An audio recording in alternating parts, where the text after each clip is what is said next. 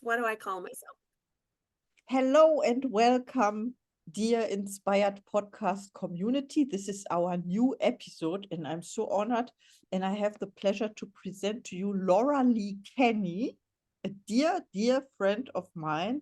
And I met her last year in October 2022 for the first time in Ottawa, Canada, where we attended an event from Peggy McCall, um, our mentor, so to say. Yes, she's amazing. Today is her birthday, Mhm. 19th of December. And we met also again in Los Angeles this year in September. It was at Remy Elba Travis event. And I'm so happy to be with you on this journey. We are doing business together with Be Connected, the new platform networking. Yes, and I would like you to introduce yourself to the audience. Oh, wow. Thank you so much. It's such an honor. I remember exactly our few days together in October. And then well, like you just said, over a year ago, and then this past September in California, that you invited me to Rami's house, Win with Rami, and oh my goodness gracious, you could not go out of both of those events without feeling like um truly blessed to learn from people that started out with little or nothing, just basically what they had. In Rami's case, it was like whatever little backpack he could take with him when he left home at a very young age.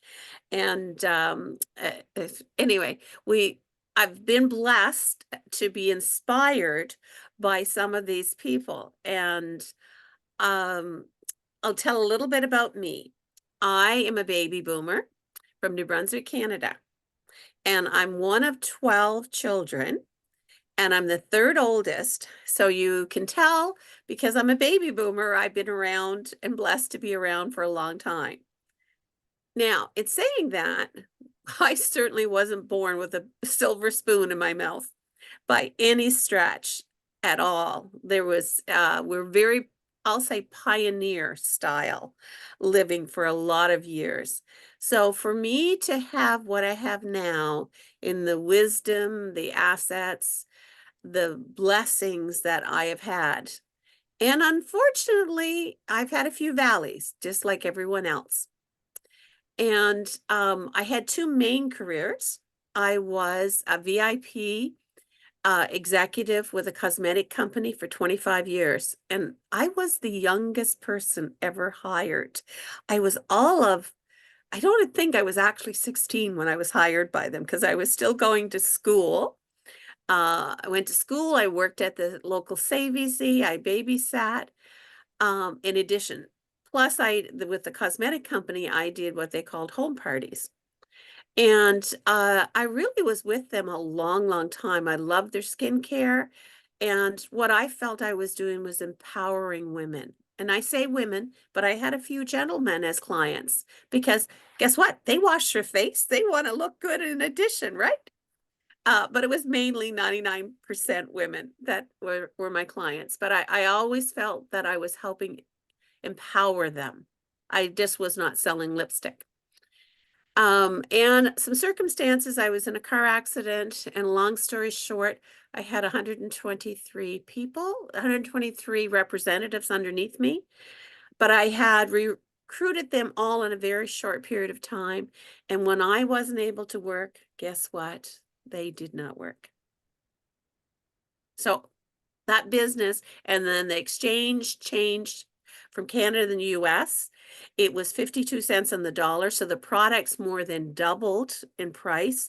And to get back into it didn't it seemed like such a huge challenge for me because of the difference in price. And I felt somebody came to the house to talk about investments, and she said, "You seem to know almost as much as I do about this. Would you be interested in a career in this?" And I was like, "I don't know. Could I do that? Are you sure?" But I didn't realize that I had some knowledge And it's really interesting. You just have to have the desire. We can all learn. We have to have the desire to want to make a change. So, I was blessed to be a certified financial planner for 25 years. And then again, time to pivot because God had other plans for me and kept telling me that I needed to do something different. And I thought, oh my gosh, I don't know how I'm going to do this. But I kept hearing the words teach financial literacy, which I was doing with my clients, but it was guided to do for the younger population. So that is one of my goals. And the industry would not allow me to do both. Hence my due journey. Now, I'm going to pause because I'm sure you probably have some questions for me or just some things for on your end that you have done in addition, very similar where you have pivoted in life in addition. Yeah, thank you so much. But this was the best part I was waiting for. It Oh, was I'll so continue. exciting to hear. Now, what I can take away from this is that you shifted your perspective. You changed the, let's say, the target group from old to young, if I may say this. But also you shifted from profit to non-profit, because Mm. yeah, you are teaching is, you can teach for free, of course, and of course also charge. I see this change. Is it what you wanted It to is a part of the say? change, that's only part of it. Because part of the download, what I wanted to do was to set up, and I didn't even know if it was a nonprofit or not-for-profit, and I didn't know how I could make that work financially until I kept saying, "You better put some people in front of me that know how to direct me and guide me." And then I was shown that, Lorley, you can do so much as a nonprofit.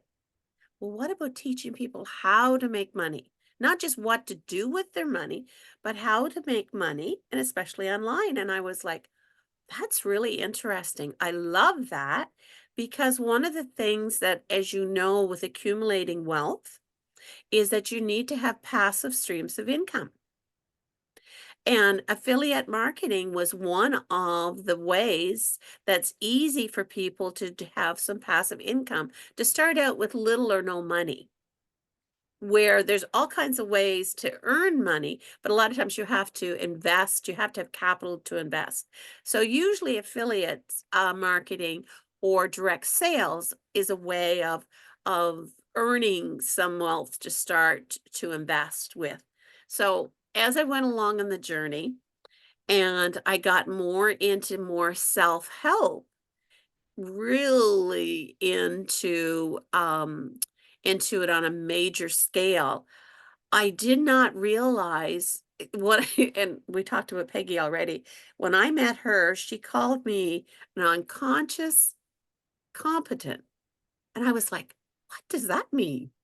And she looked at it that I unconsciously was, able to excel in certain areas without realizing what I was doing that continued to grow and how to do that. Because as I know you've learned, because you've been trained by Procter Gamble and the wonderful Bob Proctor, Yeah. you're a PGI representative, and you know that it starts with our mindset and the feeling, the energy. Well, I was always felt I had good energy, and lots of people have told me that. In fact, I've been nicknamed a wealth magnet by a few high-end coaches because I was able to attract things just naturally. And I didn't know, I always knew I was able to connect people. If people told me things, I had a good memory, I retained it. And if they said, I'm having issues in this area, or I could use some guidance, I'd say, "Oh, how about you connect with this person?" And I knew how to naturally do that. Never knew how to monetize it. Did not realize that that was part of the networking system that is out there. And I always looked at that other people, if I needed help, they would direct me in the right area. I always felt it would come back to me naturally. So I did it freely. I didn't look for it to be compensated monetarily wise at that time, because I believe in giving from the heart. And it's so wonderful, the type of people that are in this industry are so kind-hearted and so willing to help. It's just amazing. And they have this wonderful vibration, that a natural shine. And it's so interesting that I find the more involved you are in it, the younger the people look. Yes.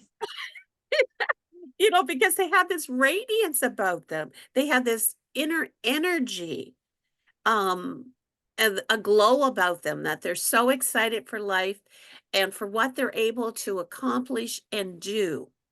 And most of the time, even though we say, and I like to talk about money. I'm a Canadian, and most Canadians do not like to talk about money. But and it was like taboo, like you can't be spiritual and be wealthy at the same time.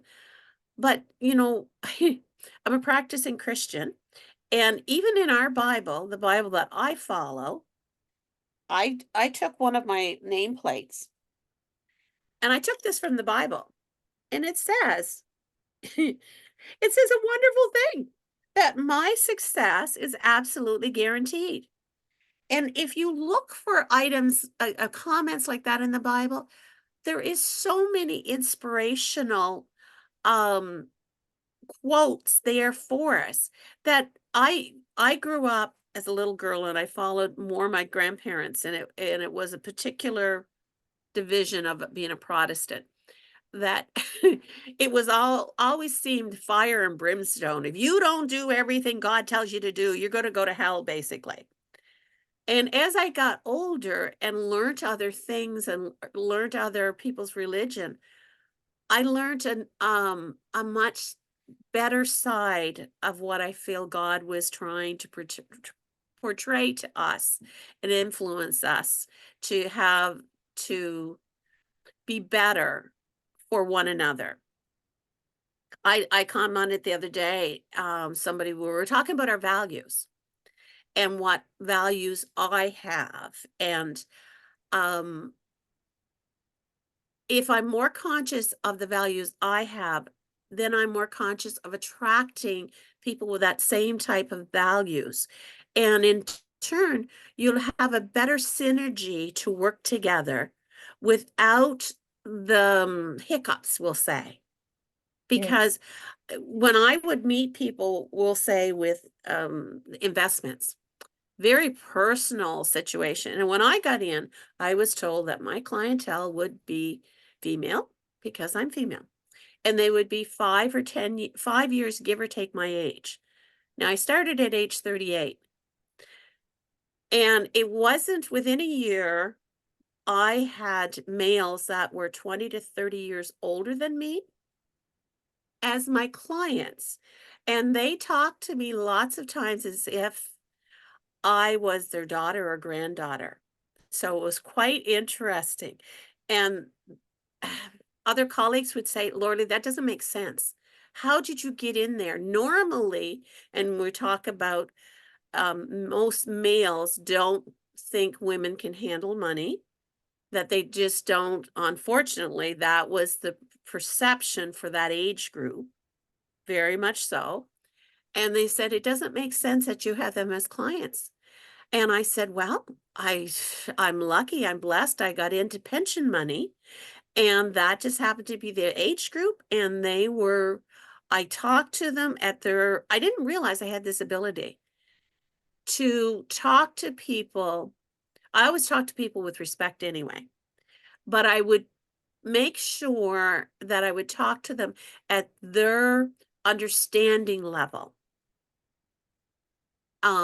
for investments. Now, grant you, some of them did not have a clue sometimes what I was saying, but I would always ask them every year, different questions. They never could figure out how I got paid. They thought I was this sweet little girl that did all this work for them and helped them get more money, but they didn't take it out of their own pocket. So some of them never did figure out, even though I would tell them how I got paid. because I got paid as a percentage, as a commission for what I did for them. But I always gave them options, but I met them where they were um, in life. So I always wanted to make them feel good that for them, I didn't ask them questions that they couldn't understand or couldn't answer because I didn't want them to not feel good about, what they knew or the choices they've made. Because let's be honest, we have all made some choices that we think, oh boy, that was, we'll say, a learning experience because it did not work out the way we planned it or hoped it would work out. Um, anyway, I digress a Oh, little bit. I'll pause and let you have a comment. oh, thank you so much. This was inspiring already, yeah, for me. And yeah, let's dive into the questions. What Yeah. inspires you? Well, people inspire me. People that have gone with just an idea, a willingness to want to have a better life for themselves and for others. So I'm very much drawn to entrepreneurs. Now, that's not to say that, like my grandmother inspired me so much with very little education, she taught herself how to read. She did whatever she could without complaining. So there's lots, and she was one of my big heroes. So there's lots of people that inspire us. But right now, I really think that I'm very inspired by entrepreneurs wanting to make a difference. And I'm very inspired by children. I really am. I get such a chuckle. I'm blessed to have two granddaughters, and I should call them. They'll tell me exactly how many days. It's the 19th, so 11 days from now, I'm going to be on a plane to travel with them on a trip that they picked the time, they picked the hotel and location based on their time that they had. Now, little did I know that when you go away between that 2 weeks between Christmas and the January 7th, that prices are double. Yes, I had no idea because I'm gonna be down there when we land on the 31st. It'll be New Year's Eve, so it'll be celebration time. But it's so interesting as we talked about this, a lot of teenagers at some points in life, they don't really wanna talk. And one of the granddaughters, you would talk to her and she'd go, "Yes, no, yeah." And then when I asked them if they had a chance to go anywhere and do anything that they would like to for a trip, where would they go and what would they be doing? I first thought it would be New York City to watch the Rockettes because one of them yes, is quite the dancer. I would choose that. Yeah, I thought, "Oh, that'll be easy." Uh, no, her comment was Dubai. I went, even know that country's name, let alone I went, "No, no, no, no, no. Grammy cannot in 1 week time get you to Dubai and back because it's 3, 4 because of where we live, it could be 3 or 4 airports, if not more." Yes. Mhm. And they went, "You're gonna take us?" And I said, "Well, depending on where." Anyway, long story short, it ended up because of time constraint. But they got to pick it and they're so excited. And we talked many times, and it really got them thinking about something different. Yes, And now they've had to wait almost a little over a year because when I first brought it up to them, it was a couple of weeks before Christmas. And there was no way that was happening that quickly. So so I've really seen them grow and want to talk about different things. And so children, I have always chuckle at of how they're so eager to take a chance. And as we get older, we think, oh no, we can't make that mistake. We can't make another mistake. We hold ourselves back. yes, Or afraid to ask questions. So the younger the children, like God love them when babies learn to go learn how to walk. They fall down so many times. yes, They never stop. They keep going until they get up and walk. us adults, we start something new and have a couple of setbacks, and then like, oh, well, that didn't work. Yeah, So, unfortunately. Yeah, yes. wow. Thank you so much. Inspiring are your grandkids, your granddaughters. That is really great. And concerning the other people inspiring you, you mentioned earlier Bob Proctor, Peggy McCall, and Yeah. Rami El-Batrawi. Yes. So Yes. let me ask my next question is, how do you inspire other people? Well, I hope I inspire them. It's funny, I've asked a few people to describe me, and it was a really interesting project to do that. And people that I didn't really think knew me very well. Oh my goodness. I if ever I have a bad day, all I need to go back and look at the list of words that they use to describe me, the adjectives. Um, so how I think I inspire people, my goal is to open up their mind that it's never too late to make a change, to make improvements. Um, the actually, like helping them change their outlook and their financial situation. I hope to be able to do that, to continue to do that for them. My goal is to do 100 students a year in the younger grouping. Now, I had many I had many people say to me, "Lorley, I need that." I said, "Well, I can have different programs for different ages." Yes. Like that because I still have to make a car payment. I still have to pay for food. I need to have to run a business, there needs to be money. So, even though I'm running a nonprofit, it still costs money to run a nonprofit. So, I was taught how to do it. And for me, we're doing a program where I'm going to receive $156,000 of paid ads to help run the nonprofit. And I'm like, oh my goodness, I'll be able to get the word out there to people and companies that want a tax break to invest in them. Maybe they're going to invest in their employees to come to some training and up level them. So my eyes have been open from the thought of hearing this download to teach financial literacy because unfortunately there's not enough out there. There's not enough taught in schools. Like I was taught income tax, how to process an income tax return when I was in high school. They don't teach anything like that. They teach a little bit of things in school, thank heavens, but there really should be a lot more.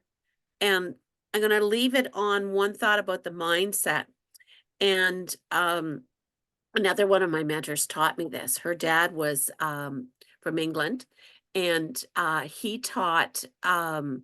he was headmaster at a prestigious male school. And when they taught, like when I grew up learning math, you had 5 apples, you gave away 2 apples, you had 3 apples left. Yes. The wealthy teach their children differently. You have 5 businesses, you sell 2 businesses. How many businesses do you have left? That little switch, that little change in grammar is so different because it emphasizes that you're good enough to have Mm. businesses. Where before it's like, you still could have sold those apples, but they never ever said that to us. You gave away 2 apples. Yes. It's just a different mindset. So there's lots of little ways to help open up people's mind Mhm. and be open to ideas into receiving. I had to learn that myself because I grew up thinking that it wasn't because my Grammy said in the Bible, it says it's easier for a camel to go Mm. through the eye of a needle, which I thought was a sewing needle in my mind, than it is for a rich man to enter the kingdom of heaven. Had no Yes. idea the eye of a needle was an arch to go in in a gateway and that you had to get off the camel had to be Yes. down and slouch down to go through this eye of the needle. But little things get planted in your mind when you're a child. And I often heard money. Look out there. Do you see money on those trees? I lived in the country. There was no money on those trees Mhm. from a large family. Yeah, I remember those sayings as well. Yes. Yes. It doesn't serve us. No, but I Mm. just love the energy you have. I was so blessed to connect with you. And as you know, we had a small group in Ottawa where there were 60 some people. Mhm. There were some people I didn't meet, like one on one to connect with, but you and I did right away. You know what the special thing about Ottawa was?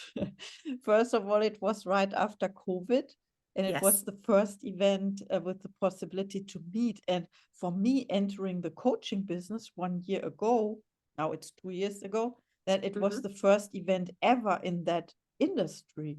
And Mhm. meeting those like-minded people, I would have never imagined that this exists, but it does. Yeah. It was such a beautiful Mhm. energy. And I just it was so funny. Some of the pictures, I said, "Oh my God, some of my pictures almost look like I have a halo around my Oh, face." yeah, we were so happy at that time. The frequency was so high. So now my Yes, last question for you, because we have absolutely. not so much time left, is about your offers and your Oh, services to the yes. community. I Mhm. have many offers and services. I wear a few hats.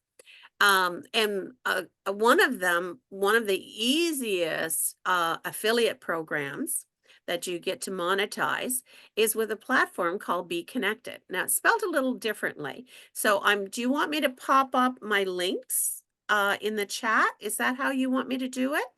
No, I will post them You will afterwards post them. Oh, okay. in the show notes. So It's okay. people can Mhm. come in and use this platform to reach out to people. And in fact, I do a podcast Mhm. once a week on it called Money Mindset Mentors. So, and I'm blessed on Friday. Aggie's going to be on my podcast. So I'm so excited about that.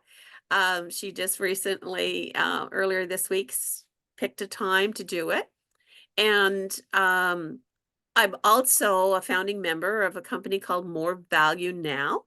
So I get to help, and there I'm a business growth expert. So we help businesses, small businesses with 2 to 10 employees, help level up and increase their net profit by 1% per day to, and when the math is interesting, when it accumulates, it's 37% plus for the year. So it's just wonderful. And people could take these processes, as you know, in the TIR, and it could be on their personal life in addition. It doesn't just have to be business, but I do work for business. Plus CEO of my nonprofit, Be Financially Creative, is the name of it. And I also have my own coaching program because I am a destiny coach with Peggy McCall also. And that's through my Blue Diamond Club. Now, I've got some links for you to click on. And anybody that clicks through from Caroline's Inspire podcast here, when you reach with me, use the word inspire, and I have some extra goodies for you. One, I was trained by Marissa Peer to be a rapid transformational therapist to help you achieve things faster. And she taught me how to do meditation. So I have a meditation for you to listen to that hopefully inspires you in addition to take steps moving forward. And I'll have a bunch of other goodies, and I'll even have some discount code, and the code will be INSPIRE. Wow, So that's anybody that perfect. does that, I'll put together some extra special packages. Because what we like to do is not just throw something out there as a token. We want to give them something that will help their business. Oh, thank you so much. This was so inspiring. And I see you next time. Yes, soon, very soon. Reach out to Laura Lee Kenny. It's a Awesome. pleasure. Oh, thank See you you so soon. much. Bye.